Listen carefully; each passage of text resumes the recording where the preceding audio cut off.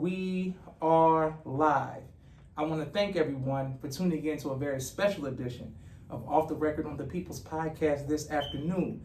We have a magnificent guest with us today, one who is going to give us some amazing information as well as inspiration, and that is none other than a great role model, an activist, a firefighter, a believer, a frontline soldier, and just someone who I'm blessed and honored to call my brother, who's married to my sister, none other than Akeem Muhammad. Assalamu alaikum, sir. Islam, bro.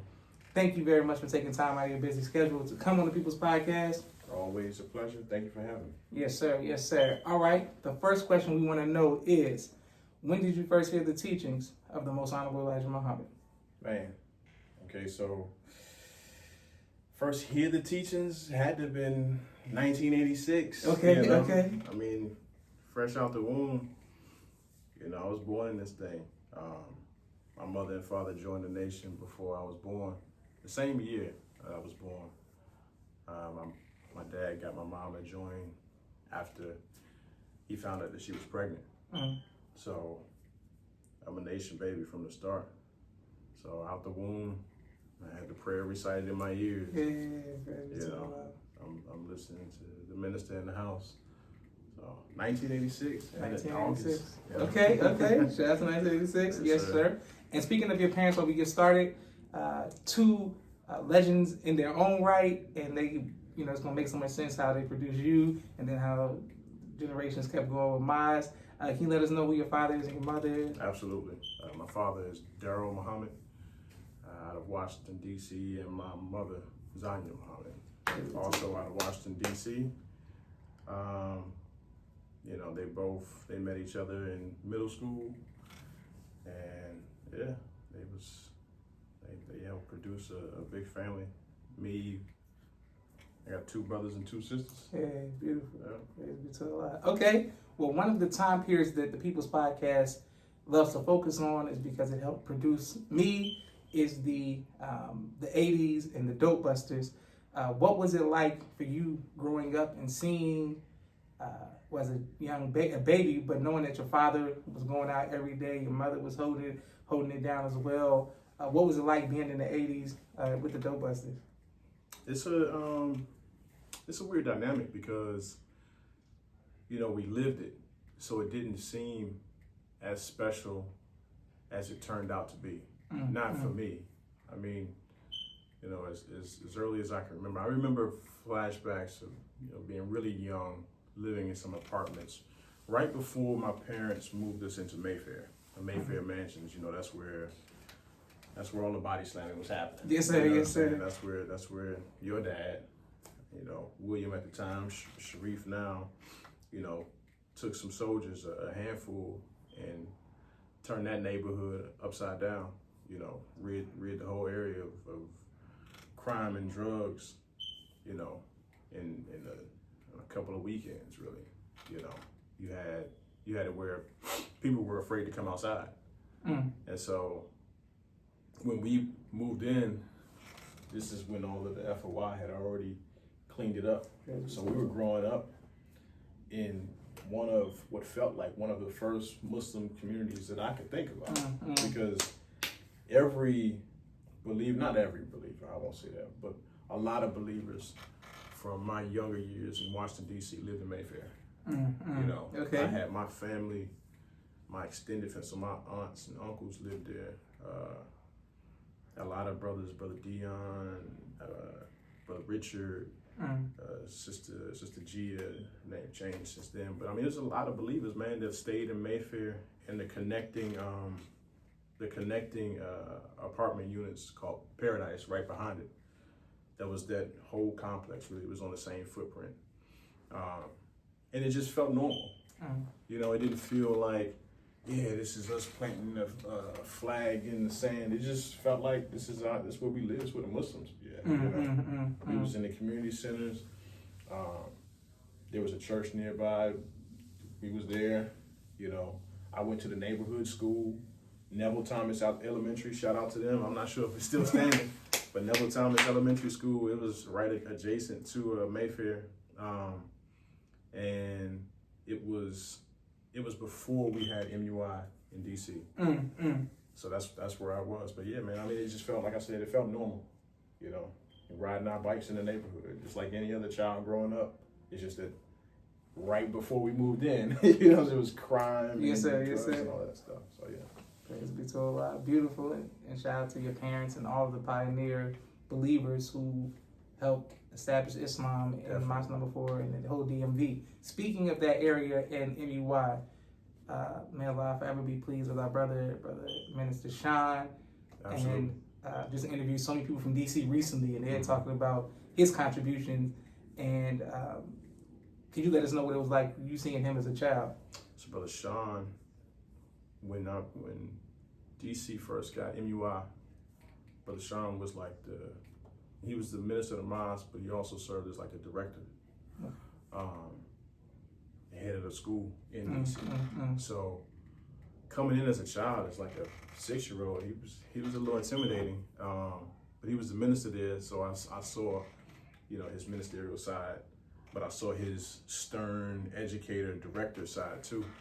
I really gained a greater appreciation for him and love for him later on when I went to, he started a school, Muhammad Leadership Training Institute, which was to kind of bridge the gap from those students that were in MUI and moving on to middle school. There was no middle school grades for MUI in DC.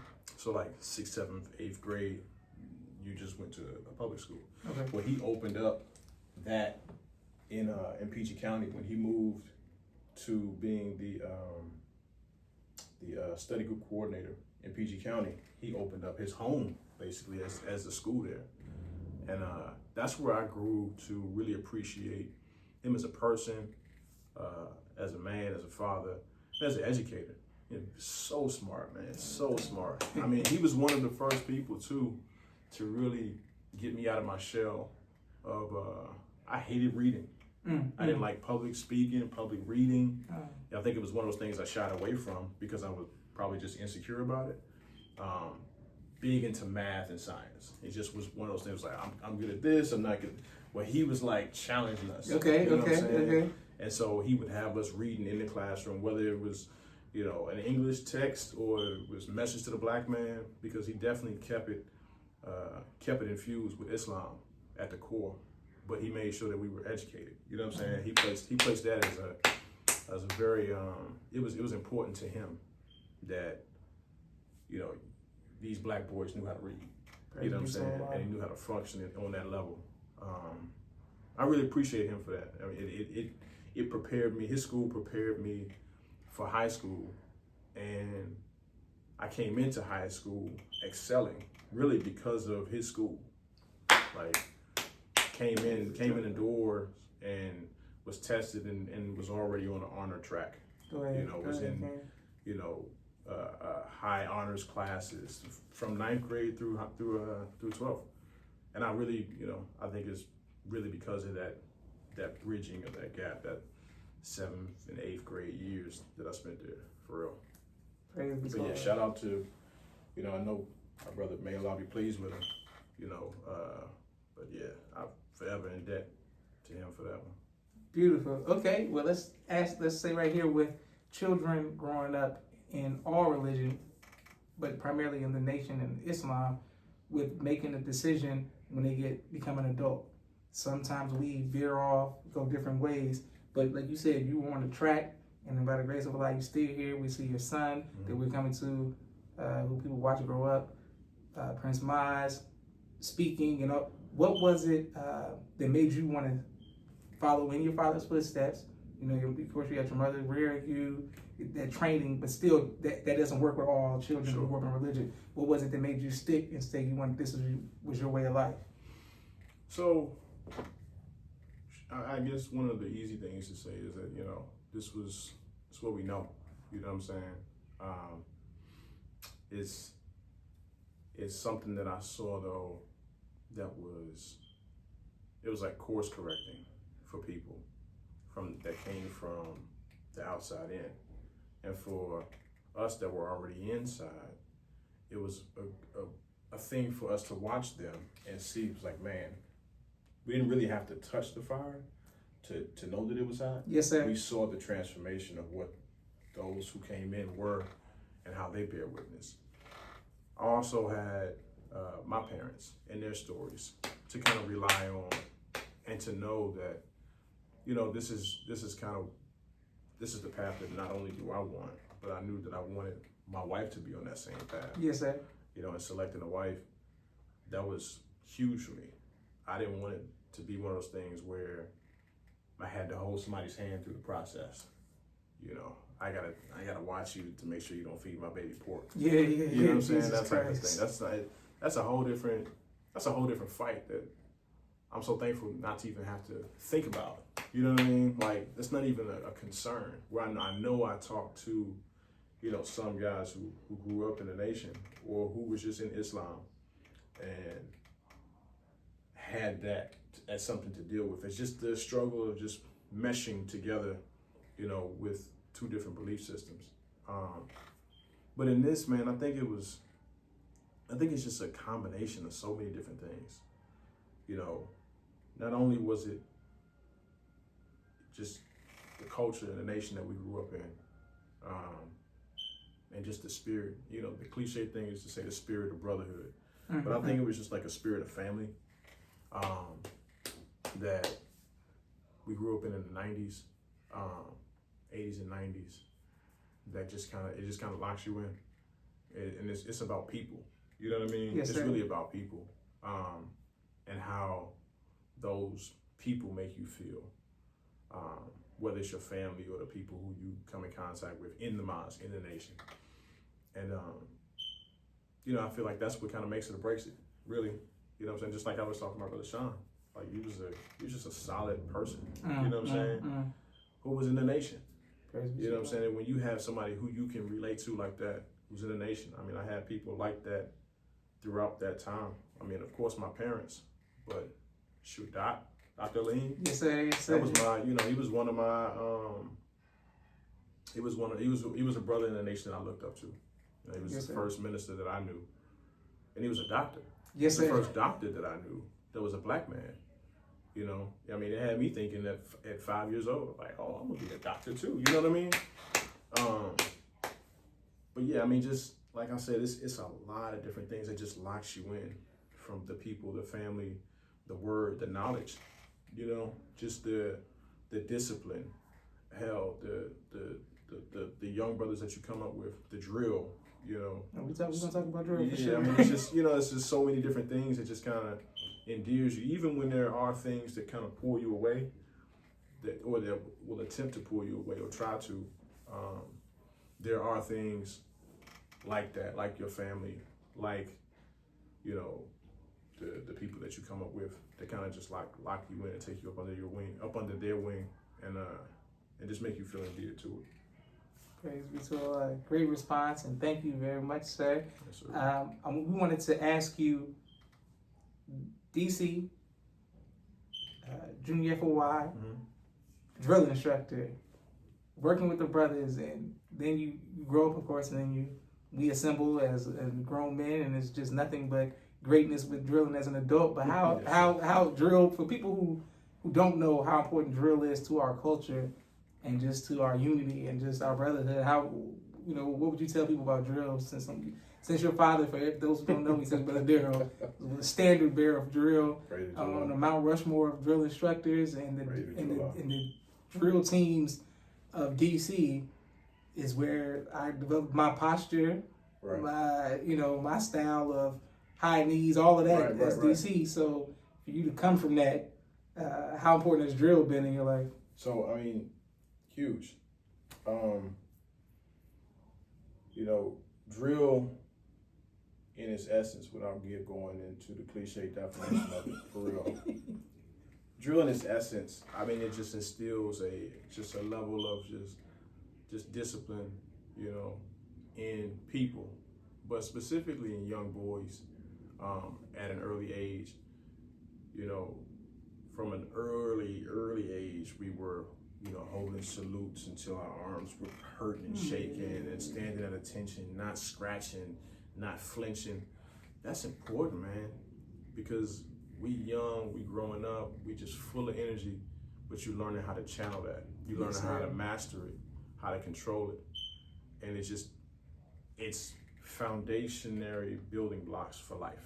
You know, ignoring the itch to scratch, ignoring, you know what I'm saying, that feeling. I want to scratch this really bad, but I got to stay disciplined.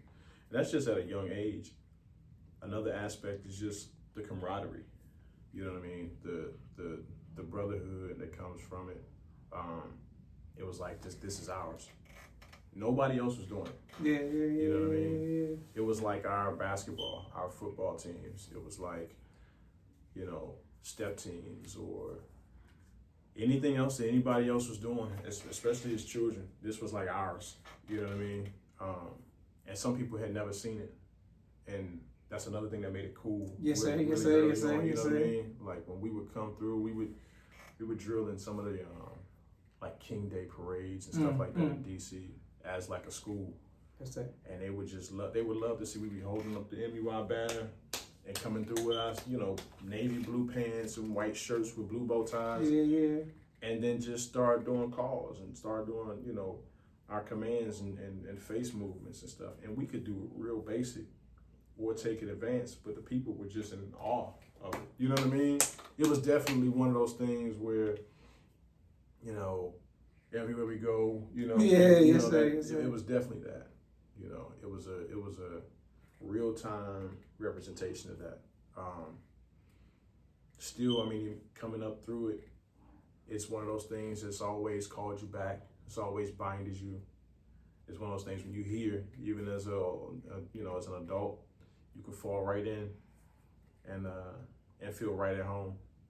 You know, it's as a DI growing up in DC, up under, you know, the DI.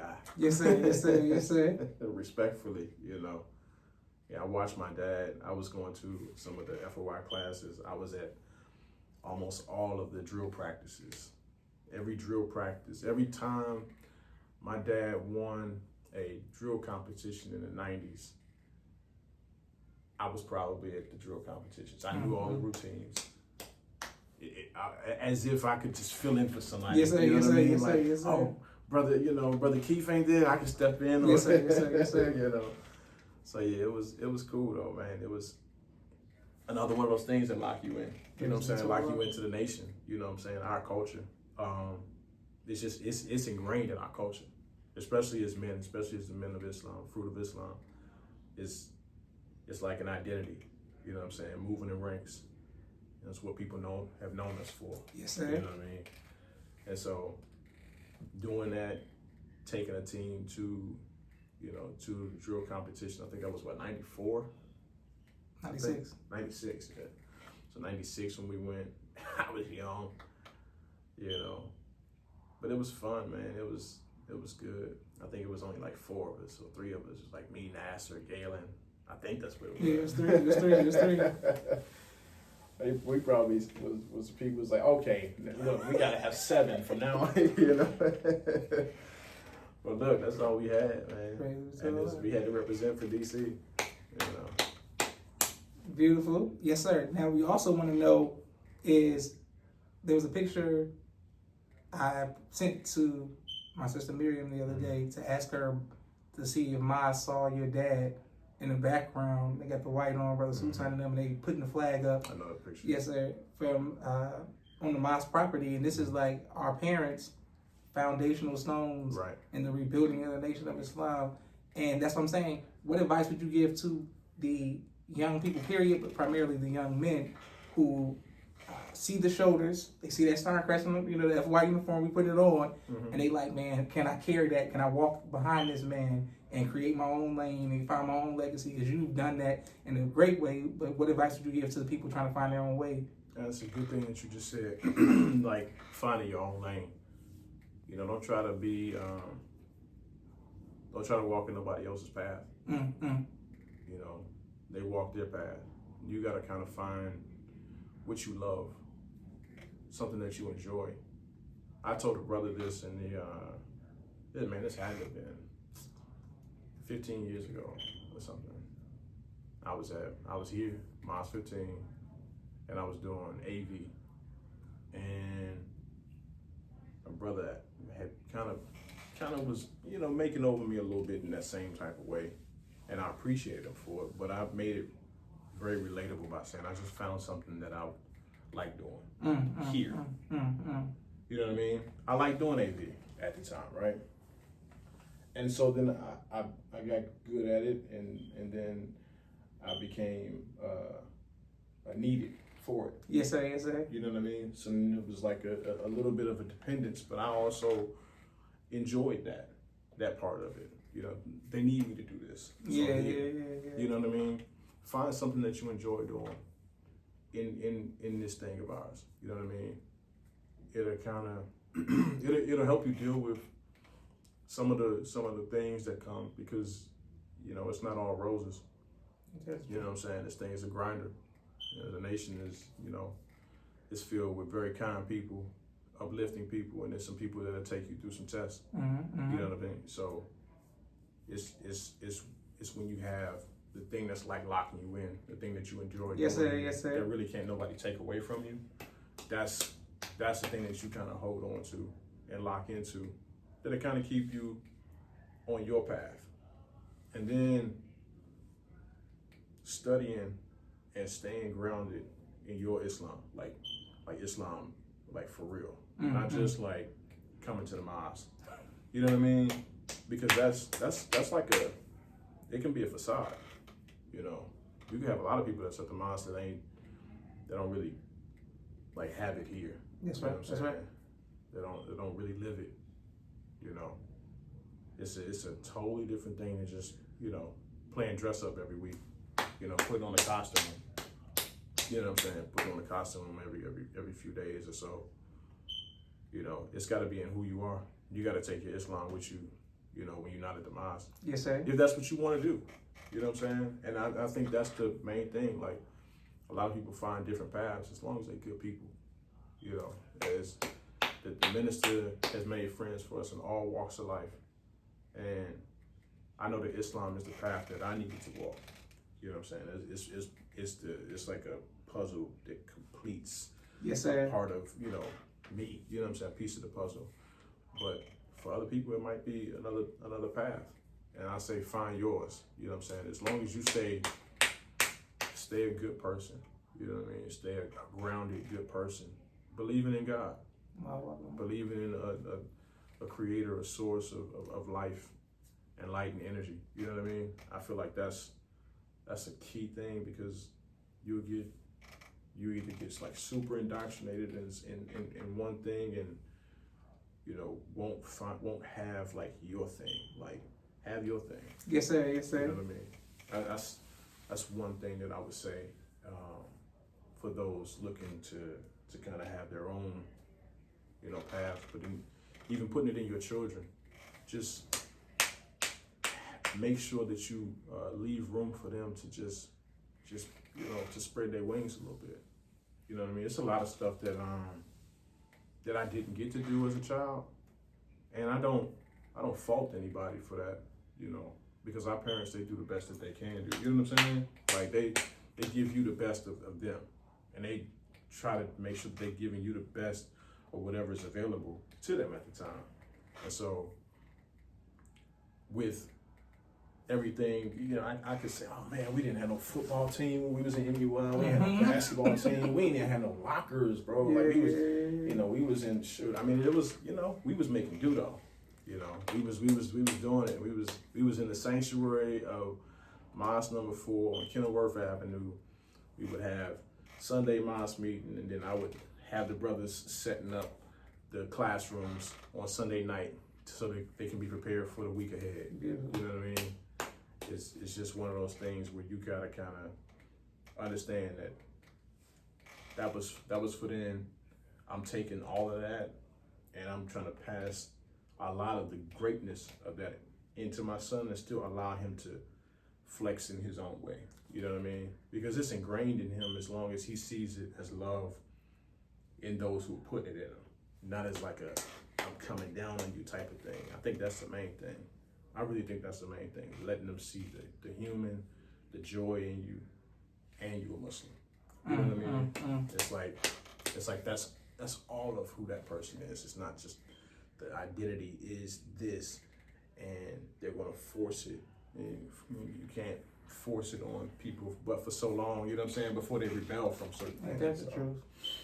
So yeah, I mean, I think that, I don't know if I answered. No, you absolutely answered the question. But let's stay right there, okay? We'll come back to Mimi. We'll start with the child, and we gotta get your advice for husbands and stuff like that. Okay. But now that we're dealing with Maz, to see him excel musically, you know what I'm saying? Everybody was following the journey of my nephew. Yes, sir. Music-wise, education-wise, honor roll. He's very proud to graduate. All of that. Martial arts. All of that. But then at the Savior's Day party, he's breaking down the science of the languages of Basketball Muhammad. Yes, That's sir. the ministry that. Well rounded. How come on, put people on. I don't have an heir to my throne yet. Inshallah, it'll be soon.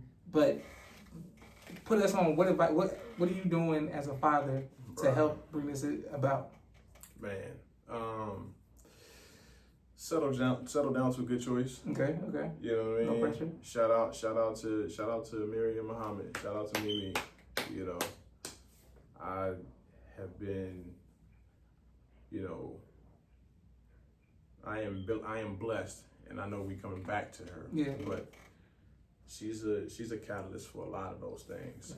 You know what I mean? And that's kind of what I was saying in the beginning, like not having to hold nobody's hand. Mimi came up with the idea for him to do this, and then he just took it and ran with it for the speech. You know what I'm saying? For Savior's Day, and that's one thing that he does every year. You know, we try to make sure that they are grounded in all of that. It's just like our Christian brothers and sisters, right, that celebrate Christmas every year. But part of it is understanding what are we here for? Like, what are we celebrating? It's not just to get gifts. And so that's the idea behind him doing the speeches for Savior's Day. Him doing swimming, him, playing the cello. All of that is him being a well-rounded person. Maz, do you want to do this? Yes, sir. Yes, ma'am. Yeah. Okay, cool. Providing them with the opportunities that we may not have been given or may not have been presented to us, and because we have the ability to make it happen, man, we're going to run with it. You know what I mean? And I think that that's nothing different than any other parent would do, given the opportunity. And we are blessed to have those opportunities. We have them in martial arts. Man, we got lucky. I mean, not really, but I feel like we did because we got them with a good instructor. Yes, sir. We went through a couple of them. We had them in a boxing program over here, and martial arts program I was looking at in like the same area. But then we took them to like a free class that Master Tony Young had, and he took to it. Yeah, what I mean? And Maz is such a I won't say like a perfectionist, but in a way he is. Yes, like, sir. When he wants to do something, I'm talking about he almost obsesses about it in a way. You know what I mean? Mamba mentality. Yeah, he puts a lot of energy into it. The speech that he did for his commencement graduation ceremony from 4th grade, he put a lot into that. It came down to him and 3 other finalists, and so he's up the night before tweaking, like on the Google document, tweaking his essay and stuff. He's it's in him. It's in his DNA. You know what I'm saying? And so I think the main thing is to provide him with the opportunity to be that person. You know what I mean? Give him the space. Give him the creative space. Give him the voice. I think that's one of the major things I feel like is the difference between a lot of people that grew up during our era and kind of like the way that we're raising him. He has a voice. Yes, sir. You know what I mean? And we allow him to have that voice, have that input into the things that he wants to do. Certain things are non-negotiables. You know what I'm saying? But for the most part, for those things that we can be creative or be flexible on, we're gonna be creative and flexible on. When he wanted to stop swimming, we allowed him to do it because he already knew how to swim at that point. But when he didn't know how to swim. It was like, no, you can go to swim class. Okay. You know what I'm saying? When right now, he still fights because he want to fight. But at first, it was like, no, we want to make sure that you have a good base. And make sure you can fight. Yeah. And now that you can fight, do you want to? Oh yeah, I want to still go. Okay, cool. And so I think it's just that, man. Having him have that, allowing him to have that space, have that voice.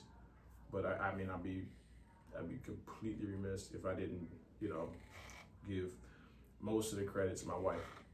Okay. Thank you, romantic man. I'm just saying, I don't, for real. It's not even it ain't no smoke, it ain't no air. Like Mimi found his school. You know what I'm saying? And in finding it, okay, cool. Let's look into it. Boom. Okay, I like this. Now this is good. Boom. Mimi found the karate school. She found the music program. So it's like I'm thankful.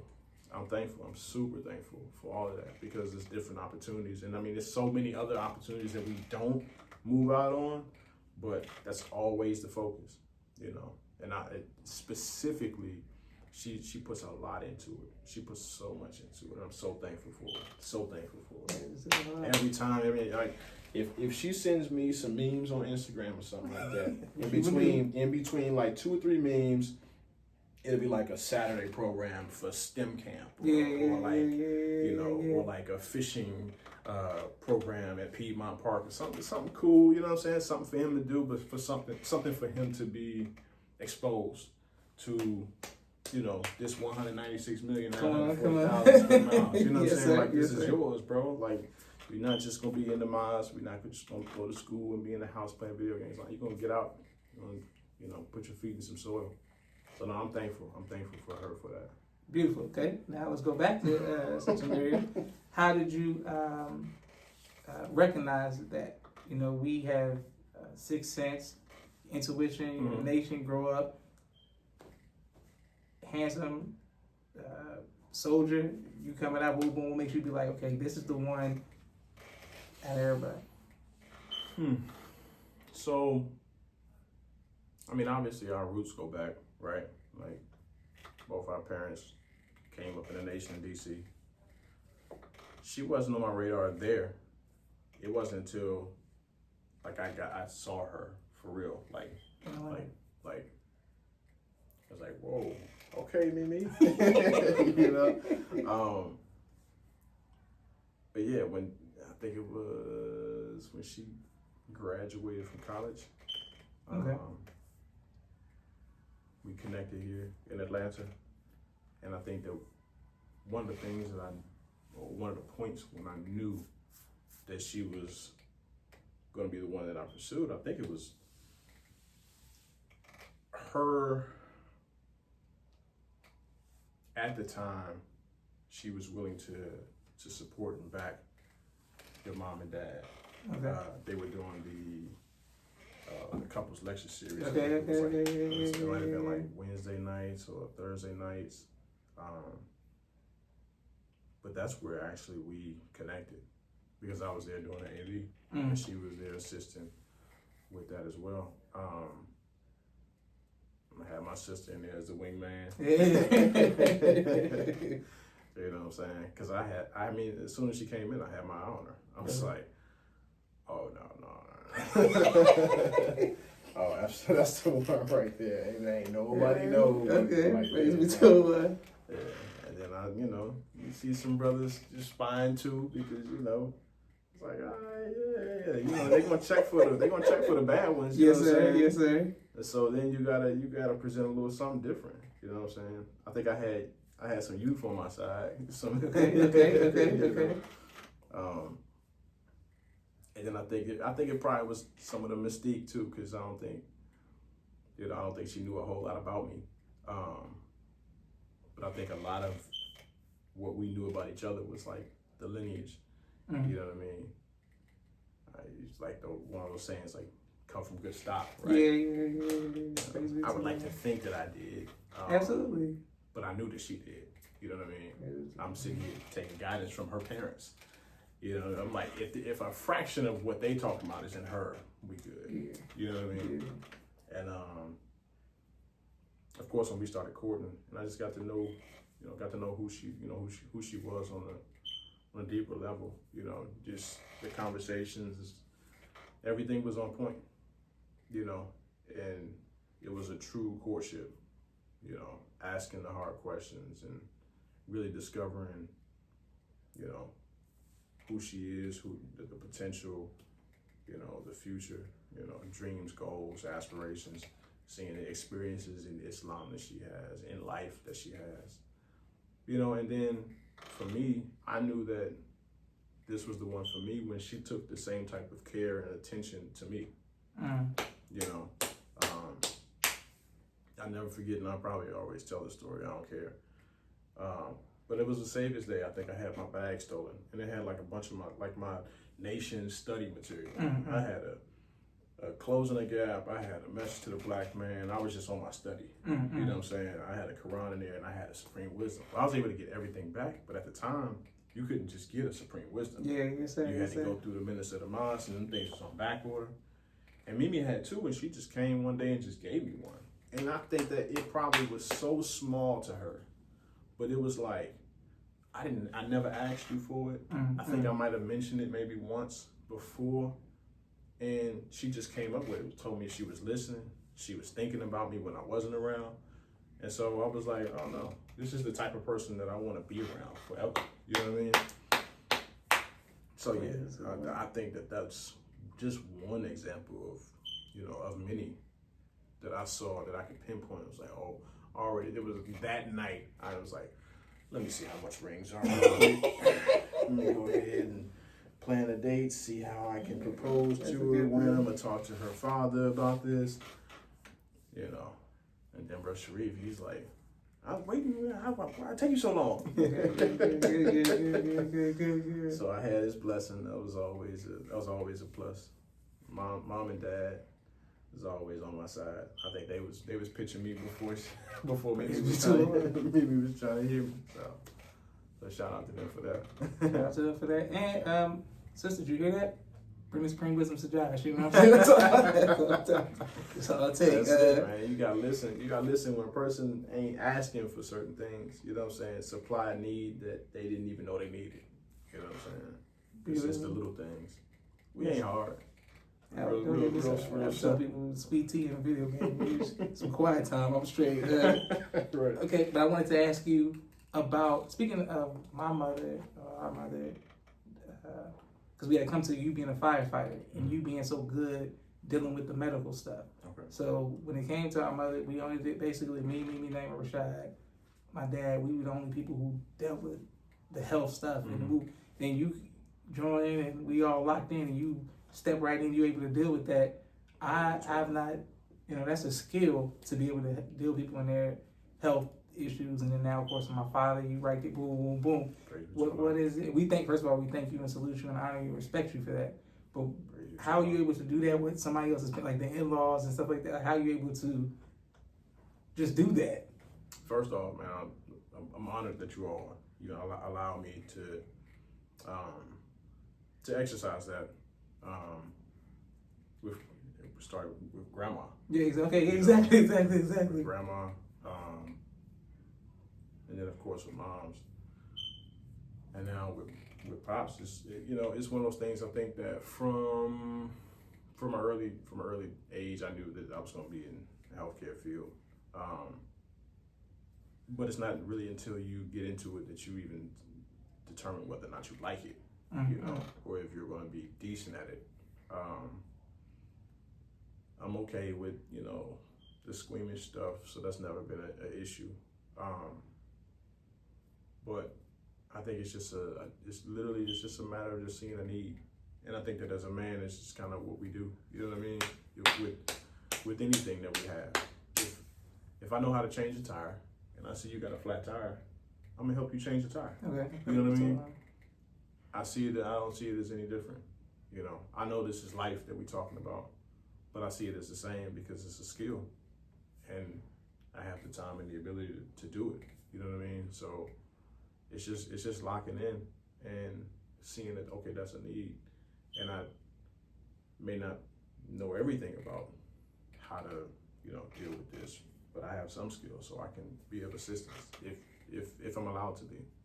And so I think just on a very basic level, there was a need. I was able to assist with that, and by the grace of Allah, you know, it works out, you know.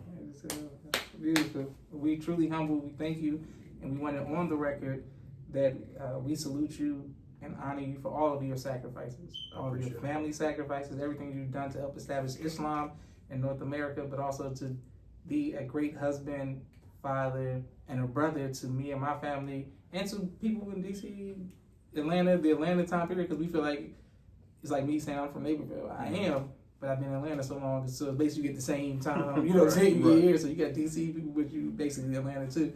Yes, So we thank you and respect you for that. Working with the Honorable Minister Louis Farrakhan and that aspect, and you know, offering your life, your service and skill set, but also offering your life and security as well. What has that been like? An honor, just like this. You know, I'm honored whenever someone allows me the opportunity to exercise that skill. Brother Ray approached me shortly after. I mean, I think I had maybe like 5 years on the department by this time, but it was on Engine 6, and a lot of our viewing audience probably won't know about this, but Engine 6 is probably one of the busiest fire engines in this. It is one of the busiest fire engines in the city. You know, anywhere from 15 to 30 calls in a day. Most of them being medical in nature. So early on, I got to see a lot. I got to see many different medical calls. And it just allowed me to have that experience. You know, everything from stabbings to gunshot wounds to, you know, dismemberments, you know, catastrophic car accidents, or just a slew of just, you know, medical issues. And so when I was approached about it, Brother Ray and Brother Sadiq, Yes, sir. They pulled me in a meeting, and basically, you know, they kind of, it was kind of like an interview that I didn't know I was having. Because initially Brother Ray just pulled me in because of my experience, but Brother Sadiq, you know, kind of took it a little bit more in depth as far as, okay, yeah, that's fine. You know, you have your credentials. Who are they with? You know, it was a lot. It was like, who are your credentials with? Okay, and so he had already known the differences in the departments, and okay, this one they do emergency transport, and this one they do this, and so okay. What is your experience in this? What is your experience in that? What would you do in this situation? You know, it was a little intense, but it speaks to the thorough nature of that brother and then of the team, and specific to securing the life of the Honorable Minister Louis Farrakhan and the believers. That's right. You know, because that's all encompassing. You know, it's us accepting the mission to be, in a way, responsible for the lives of the believers, you know, and to move accordingly, to not play with it just because, you know, we do this. But because I did do it on that level and still do, it allowed me to work with the Honorable Minister Louis Farrakhan and his escort team, the E-team, in that capacity. And it's a good experience, man. The minister doesn't move like that as much anymore. But when he was, you know, we were called in and asked to travel with him. And so I'm definitely truly honored and blessed for those experiences, to be in those places, to actually have to render aid in some situations, and where, you know, my skill comes into play, and it was, you know, on display in those arenas. And I'm just thankful to Allah for being in that place in that time, to be able to assist, and then to just be in a position to have the skill, because it's always something that I had a passion for, And so to have a passion for coming up in the nation and then be asked by my nation to assist in that way, it's kind of like full circle. You know what I mean? It's just like one of those things you think about as a child. It's like, man, I'm gonna grow up, and because we're so locked in, right? Yes, sir. Yes, sir. Yes, sir. Whatever I'm doing, I'm gonna do for my nation, right? Whether it's this or that or accounting, whatever. I want to be the nation's doctor. I want to be the nation's fireman. That's Yes, how sir, I yes, thought sir. of. You Yes, know, sir, that's yes, how I sir, thought. yes, sir. So it was just kind of like it was humbling, definitely an honor. It was like flattered, you know, because I thought you think about so many other people. It's like, man, but this brother's a nurse, and well, it's my time. You know what I mean? And so it was just one of those things where you accept it, you treat it, you take it serious. You know, it forces you, not forces you, but it kind of pushes you to kind of brush up on your stuff too. Yes, sir. And make Yes, sure sir, you yes, stay sir. tight with it. You know what I mean? Because it's not just a random person who I don't know. It's a person who I've looked up to my entire life. Mm-hmm. You know what I mean? And his family and extended family and the believers. You know, they're looking at us in those arenas, and so you don't want to let them down. You know, I think that's been my experience with it. It's been humbling. I'm very honored to be a member of that team. But yeah. Praise be to Allah. Beautiful. We're very proud of you. Yes, sir. Praise be to Allah. And that's amazing that you have the opportunity. Shout out to Brother Sadiq. And of course, shout out to Brother Ray for Yes, being a connector. Shout out to Brother Yes, Ray. sir. Big time. Yes, sir. Praise be to Allah. All right. We also wanted to ask you, on a lighter note, the question that we ask all of our guests: what is your favorite album of all time? Ooh, all-time favorite album. You know, man, that's so weird. I was thinking about this the other day. I think I'm gonna go with The Miseducation, Lauryn Hill. Okay. I'm gonna go with that one for now. It was impactful at a young age, and I really think, bro, it's no skips on that one, bro. Okay, and it's definitely a perfect album. It's no skips on that one. You know, I hate that there was not more like that to follow, but it was, for me, it was a dope album. Yeah, I'm trying to. I mean, that's a difficult one, man, because I like a lot of music.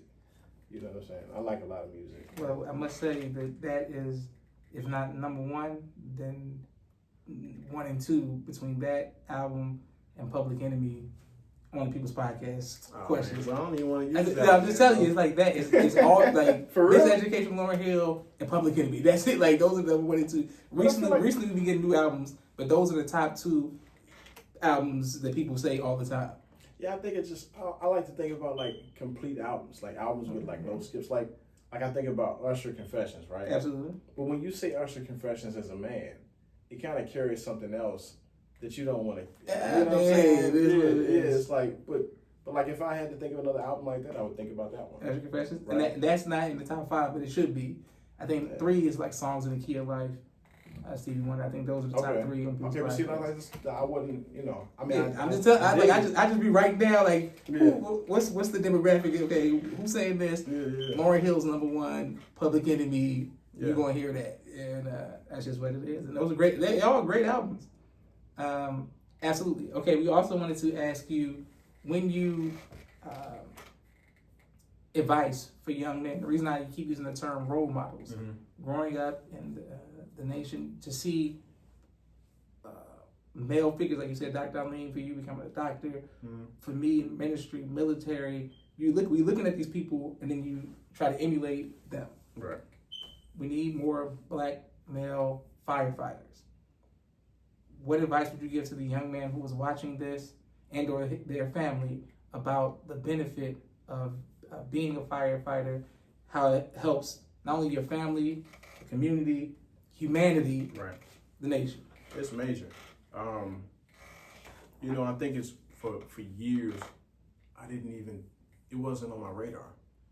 And when it was presented to me, it was like, duh. So many black men and women are presented with the United States military as an option if you don't feel like, college isn't for you, right?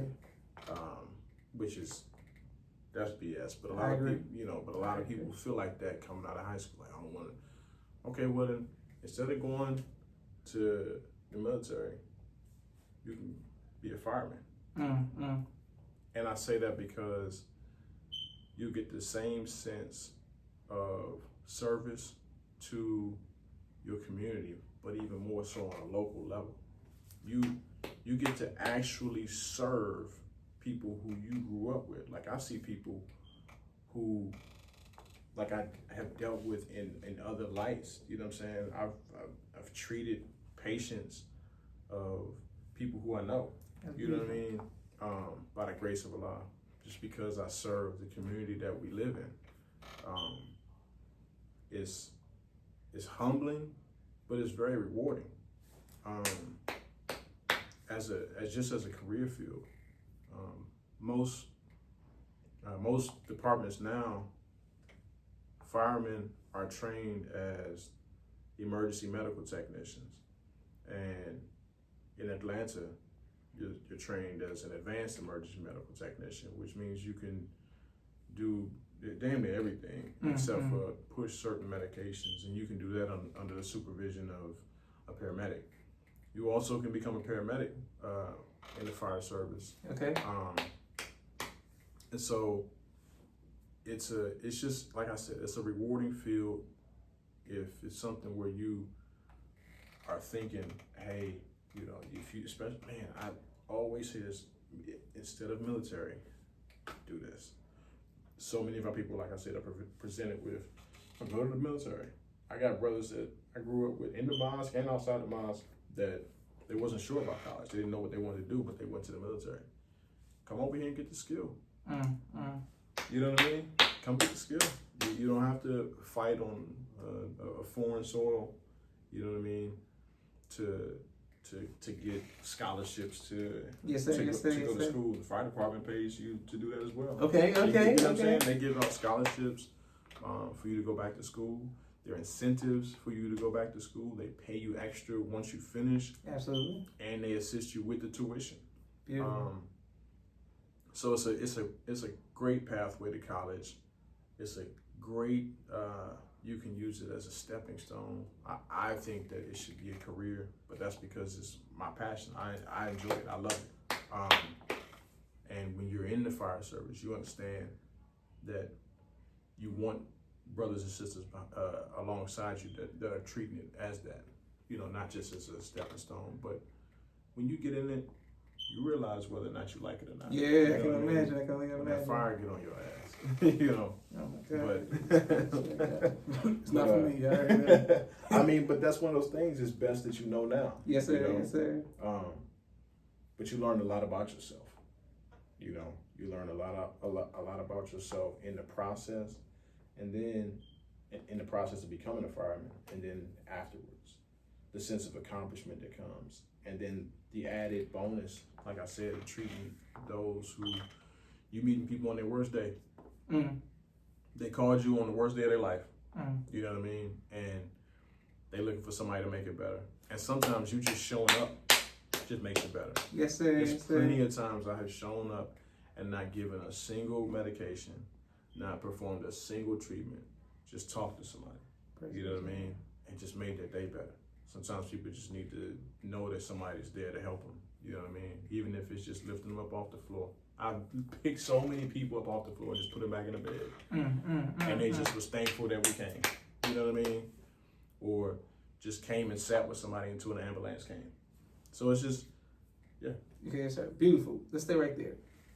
People getting older, fall out of beds and have what can we do, like, as a community, society, with the next generation, just helping so that won't be like a thing? Is that a thing in every community? Is that just our community? Yeah, it's a thing everywhere, man. Everywhere. People getting older. Yeah, I mean, it's just, it is that's a part of life. Unfortunately, it's one of it's one of those things, man. Our elderly, they fall, and we do what we can to reduce the amount of falls. You know, we have those that we call frequent flyers, people who we have come and pick up all the time. Okay. But that's, you know, you got some that may be just a little bit more stubborn.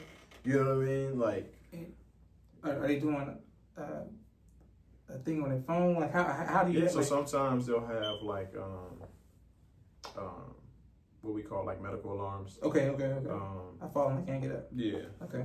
Yeah. They'll have medical pendants that they wear. That's what I mean. Okay. Some of them they make them with the watches, because most people they won't be able to reach a phone, but they can trigger an alarm on their watch or on a pendant that's on their chest, and it'll notify the alarm company. We get a lot of accidental activation sometimes for those. If we come in, you still and that's fine. Okay. You know, if I get there and you're saying, oh no, it's my bad, I accidentally did it while I was in the shower. No problem. You have a nice, you know, it's no problem because, you know, I'm on shift. You know what I mean? Either I'm here or I'm on another call. So I love to get there and there's no emergency, you know. Even though we prepare for it every time. We're preparing for the worst case scenario every single time, you know. But that part is definitely, it's just a part of, you know, it's a part of life. As our elderly, as they get older, you know, they start to fall. And it's just, we just do what we can to minimize it, you know. We make sure that they don't have to go far to get to the restroom, or, you know, making sure that, you know, they have walking aids, or like you said, it's either somebody there that knows they fell that can assist them back to the bed, you know, or they have some type of medical alarm, you know, to prevent the prolonged time where they go without help, you know. So, okay, we only have 2 more questions. First of all, thank you everybody who's watching.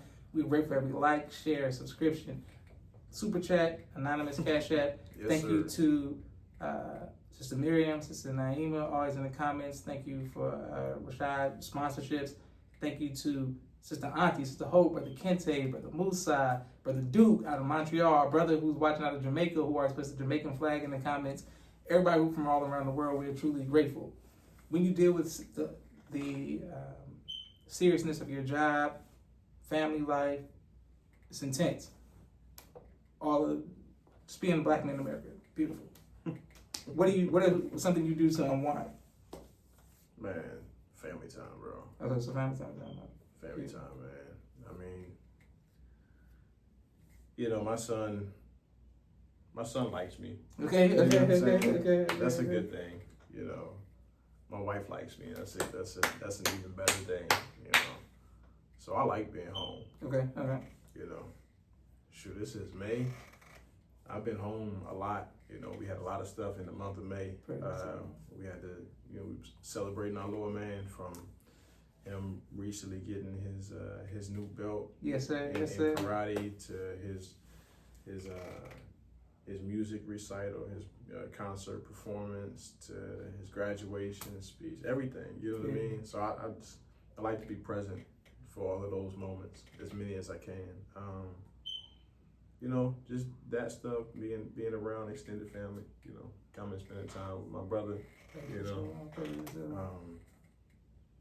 You know, my little brother Fahim, he just had a baby. Congratulations, praise the Lord, that's Fahim. I really, you know, I'm at that point where I enjoy that. I enjoy my time because our jobs, they facilitate our life, you know.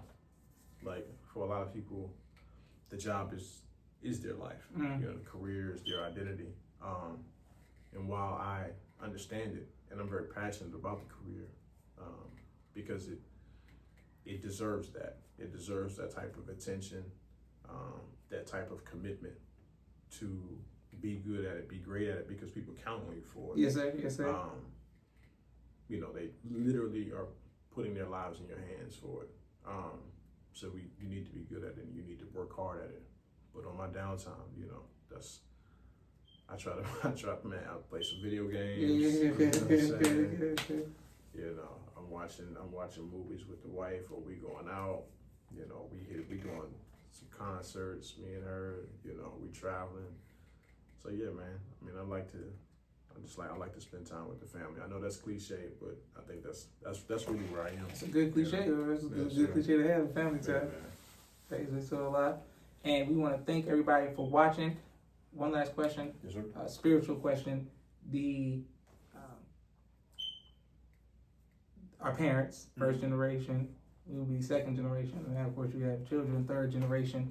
What advice would you give to the future generations about holding on to their faith? As someone, this is People's Podcast deals with many things, but spirituality is a major thing, and positive energy, information, and inspiration. But just what advice would you give to primarily the young generation about holding on to their faith?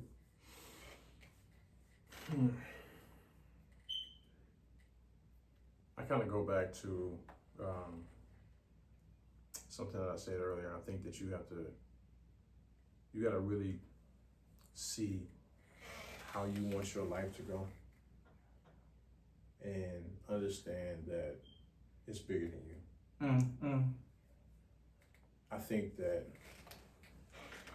that word like faith, it can be, whether it's Allah or whatever source, whatever creator, the source of your energy, your life, knowing that there is a higher power and submitting to it, trusting that you can't control everything. Yes, sir. Yes, sir. And also getting out and doing the work. You know what I mean? And knowing that the steps that you take, if you believe them to be good for you and for others, that source, that creator, Allah, God, will back it. You know what I mean? I think that's where I exist right now. I know, and I can only rely on that to give to others, because that's how I feel it works. Yes, sir. Yes, sir. If I'm moving in a certain type of way and I don't necessarily know, I don't keep that as the center, then sometimes it may not work out. You know what I mean? But when I have a conviction about something, it's almost like a feeling. I know, okay, this feels good, and then I pray on it. You know what I mean? You gotta do the work though. You gotta pray and do the work, because taking those, having that feeling without taking the steps, or one without the other, it's just not gonna work. You know what I mean? So if I had any advice, I think it would just be that, take the steps, do the work, and know that you're not gonna be able to control everything, but things work out when you're taking those steps in the right way. You know what I mean? Whether it's in the mosque or in your personal life, or if it's in your career, I think it reigns true in every arena. Yeah, I think that's it. Beautiful. See, it's positive information, inspiration, praise to Allah. Yes, sir. All right, I want to thank you, sir, for taking time out of your busy schedule. Last question, will you ever come out of retirement to drill, do elimination, or anything like that? Okay, talk about drill. I love drilling, man. I think it's just a part, like I said, it's a part of who I am. It shaped and molded who I am. Competing in a competition is one thing that I know I probably won't do. Because some of the other cities said they scared you off. What's going on? Yeah, please. No one in any individual city could ever compete with me in drilling. So let's I just want to be clear. I just want that on the record. They would say they scared you off, man. That's laughable. That's that. I would definitely drill though. Okay. Falling in line and submitting myself to the process is it's humbling, but it's fun. Absolutely, I miss drilling, man. It's really fun. It's like it's our version of Simon Says. Exactly. It takes me back to being a child. You know what I mean? And so it's one of those things, being able to quickly respond to somebody, calling things out really quick. My son has a version of that with his martial arts Yes, class, sir, yes, sir. which is kind of crazy. I was like, oh man, that's just like drill, you know. But yeah, no, I mean, you know, I always fall in. I ain't gonna compete no drill competition. Okay, I ain't about okay. to have and be like, oh, I don't like the color of your. Nah, I'm good with all of that. Yeah. Inshallah, I believe, not being too deep, but I feel that all of us will be called to fall in Muhammad's ranks Yes, in sir. the future, inshallah. Yes, sir. And it'd be a beautiful thing. Absolutely. Either I answer that call. either for, you know, war to protect, whatever, something. But Yes, sir. in the future, keep all the Avengers keep our uniforms ironed. So you never know. We never know we got that assembled. Where's my super? Exactly. Thank you again. This is Joshua Leonard Muhammad signing